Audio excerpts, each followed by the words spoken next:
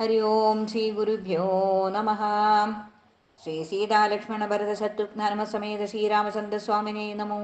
नमः। श्रीमद् वाल्मीकि रामायणं सुन्दरकाण्डं द्विचत्वारिंश सर्ग राक्षसकिङ्कराणां वधः।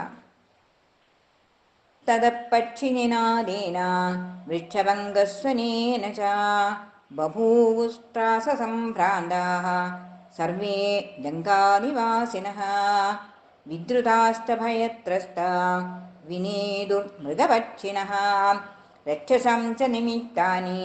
क्रूराणि प्रतिपेदिरे। ततो गदायां निद्रायां राक्षस्यो विकृताननाः तद्वदनं ददृशुर्भग्नं तं च वीरं महाकविं सदा दृष्ट्वा महाबाहुर्महासत्तो महाबलः चकार सुमहद्रूपं राक्षसीनां भयावहं।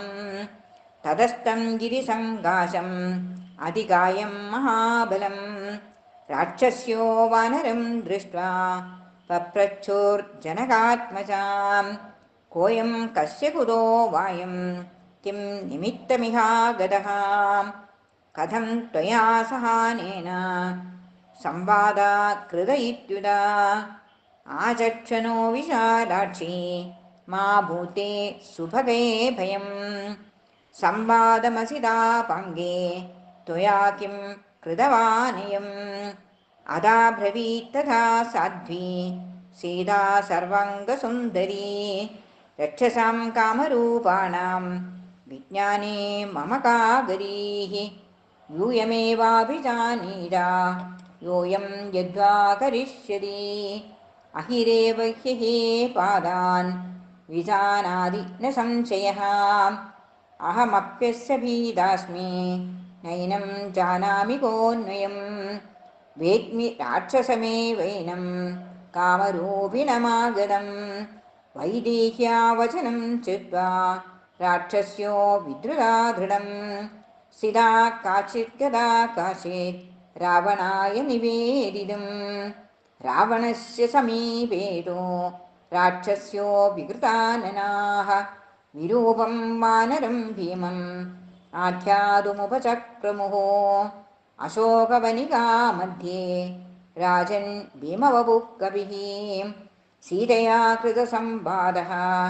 तिष्ठत्यमितविक्रमः न च तं जानकी सीता हरिं हरिणलोचना अस्माभिर्बहुधा पृष्टा निवेदयितुमिच्छति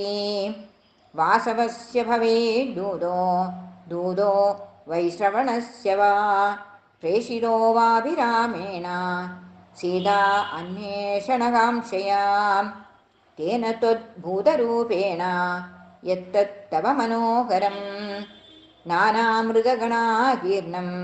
प्रमृष्टं प्रमदावनं न तत्र कश्चिदुद्देशो यस्तेन न विनाशितः यत्र सा जानकी सीता स तेन न विनाशितः जानकीरक्षणार्थं वा समाद्वा नोपलभ्यते अथवा श्रमस्तस्य सैव तेनाभिरक्षितः चारुपल्लवपुष्पाढ्यं यं सीता स्वयमास्थिता प्रवृद्धशिंशुपावृक्षः स च तेनाभिरक्षिताः तस्योग्ररूपस्योग्रं त्वं दण्डमाज्ञातुमर्हसि सीता सम्भाषिता येन तद्वदनं च विनाशितम्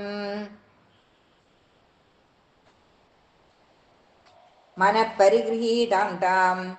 तव रक्षो गणेश्वरा कस्सीताम् अभिभाषेत यो न स्यात् त्यक्तजीवितः राक्षसीनं वजश्रुत्वा रावणो राक्षसेश्वरः हुदाग्निरिवज्ज्वाला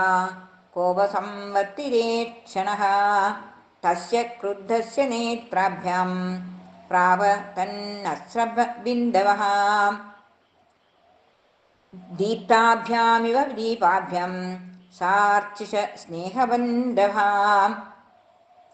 आत्मना सदृशं शूरान् किङ्करान् नाम राक्षसान् व्याधिदेशमहातेज निग्रहार्थं हनूमदः तेषामशीतिसाहस्रं किङ्कराणां तरश्रिणां नीर्युर्भवनात् तस्मात् कूढमुद्गरपाणयः महोदरा महादंष्ट्रा घोररूपा महाबलाः युद्धाभिमनसः सर्वे हनुमद्ग्रहणोन्मुखाः ते कविं तं समासाद्य तोरणस्तमवस्थितम् अभिवेदुर्महावेगाः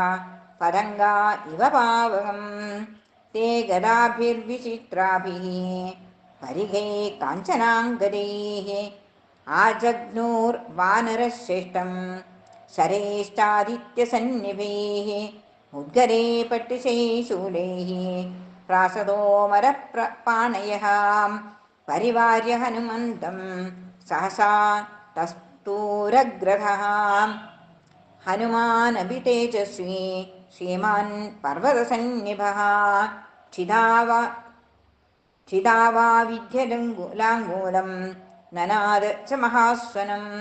स भूत्वा सुमहाकायो हनुमान् मारुतात्मजः दृष्टमा स्फोटयामास लङ्कां शब्देन पूरयन् तस्या स्फोटितशब्देन महदा नानुदानिनां प्रेदुर्विहङ्गा गगनादुः उच्चैश्चेदमघोषयत् जयत्यधिबलो रामो लक्ष्मणश्च महाबलः राजा जयति सुग्रीवो राघवेणाभिपालितः दासोऽहं कौसलेन्द्रस्य रामस्य क्लिष्टकर्मणः हनुमान् शत्रुसैन्यानां निहन्ता मरुदात्मजः न रावणसहस्रं मे युद्धे प्रतिफलं भवेत् शिलाभिस्तु प्रहरतः पादपैश्च सहस्रशः अर्दयित्वा पुरीं लङ्काम् अभिवाद्य च मैथिलीं समृद्धार्थो गमिष्यामि निषदां सर्वरक्षसां तस्य सन्नादशब्देन ते भवन् भयशङ्किताः ददृशुश्च हनुमन्दं सन्ध्यामेघमिवोन्नतं स्वामि सन्देशनिश्शङ्काः ततस्ते राक्षसा कविं चित्रैः प्रहरणैर्भीमैः अभिवेदोस्ततस्ततः सतैः परिवृतः शूरैः सर्वदा स महाबलः आशासदाय सम्भीमं परिघं तोरणाश्रितं सदं परिघमादाय जघानरजनीचरान् स पन्नगमिवादाय स्फुरन्दं विनतासुरः विचचारम्बरे वीरः परिगृह्य च मारुतीः स हत्वा राक्षसान् वीरान् किङ्करान् मारुतात्मजः युद्धकाङ्क्षी पुनर्वीरः तोरणं समुपाश्रितः ततस्तस्माद्भयं मुक्ताः कतिचित्तत्र राक्षसाः निहतान् किङ्करान् सर्वान् रावणाय निवेदयन् स राक्षसानां निहतं महद्बलं निशम्य राजा परिवृत्तलोचनः समादिदेशा प्रतिमं पराक्रमे प्रहस्तपुत्रं समरे सुदर्जयम्। श्रीमद्रामायणे सुन्दरकाण्डे द्विचत्वारिंश सर्गः। हरे राम राम राम हरे हरे, हरे कृष्ण कृष्ण कृष्ण हरे हरे। सर्वं श्रीकृष्णार्पणमस्तु।